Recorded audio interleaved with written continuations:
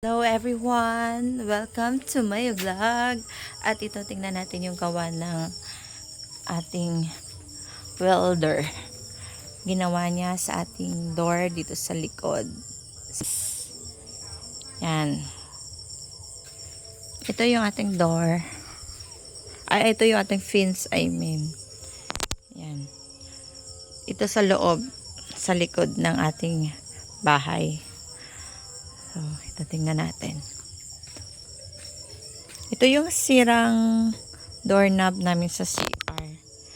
DIY niya. Ito. I-press mo pag bukas. Then, tulak mo. Yan, nag-automatic close siya. Pero hindi pa siya lock ha. Pag gusto mong pag-alis kayo at doon ka sa harap, dadaan kasi doon yung sasakyan. So, lagyan lang dito ng kandado. So, pag nasa labas tayo, tingnan natin. Ay, may harang. Yan, pag nasa labas tayo. Ito po, pwede po ito. Tingnan natin. Yan. Pwede po ito buksan dito sa labas. Kaso, yan. Pwede. Kaso, may nilagay na bubong kasi nang gumagawa po yung ating trabahante. Kaya, hindi makalabas yung ating yung ating door. Yan guys. So, yung gagawin bukas ay ito.